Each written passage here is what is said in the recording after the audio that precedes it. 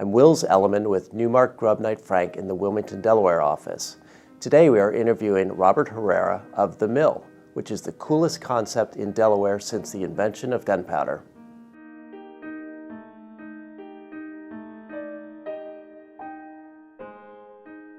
I majored as an architect, went to New Jersey Institute of Technology.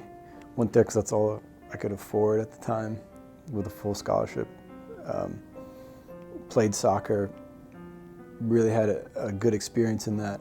There was a lot of architecture firms that were hiring from there. So I interned with a company called Epoch Partnership. And they were a startup, so it was an amazing experience because I got a whole realm of things, from doing penthouses overlooking Central Park, which was beautiful for like Solomon Brother employees that went out of business that summer, which was awesome. Like it was cool to see that experience and be a part of that, like history.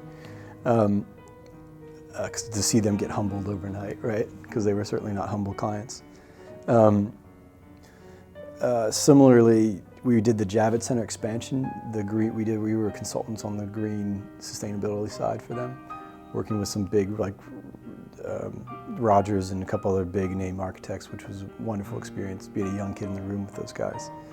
And I stayed with Dave for 4 years, but then throughout my whole college experience, David Ennis, who's been an amazing friend and mentor, who runs that company, and he's grown it since. He's done very well since then.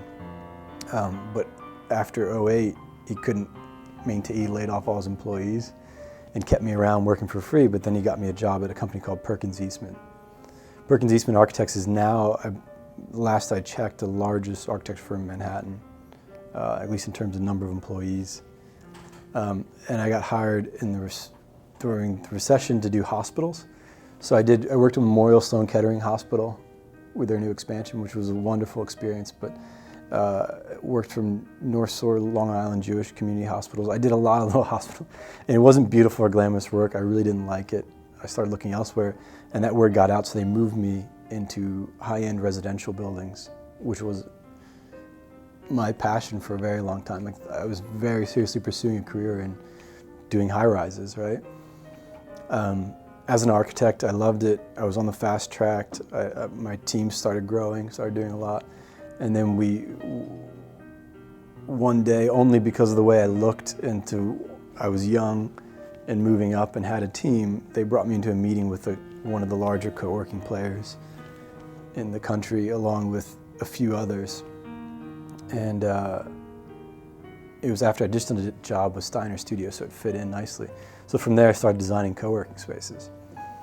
And it caught on like a bug. Like, moved a team into some of the facilities, started working out of there, started learning. My team ballooned up and started growing as that industry began growing.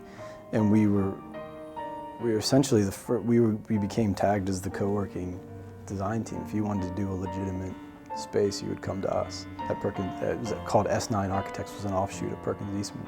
At which point, family events, I had a son, was doing very well, my career was ballooning off. My wife wasn't so excited about living in a studio apartment in New York City.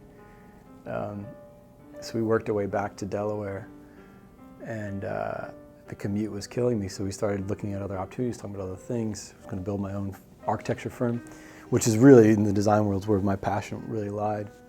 Lo and behold, one of my good friends, Andres Pastorizo, I worked with, he's a principal at Perkins Eastman, called up Chris Buccini, a guy I didn't know at the time, and said, hey, there's young kids living on your back porch, like you should check them out. We had a coffee at the Starbucks in the Nemours building, which coincidentally is where the mill ended up landing.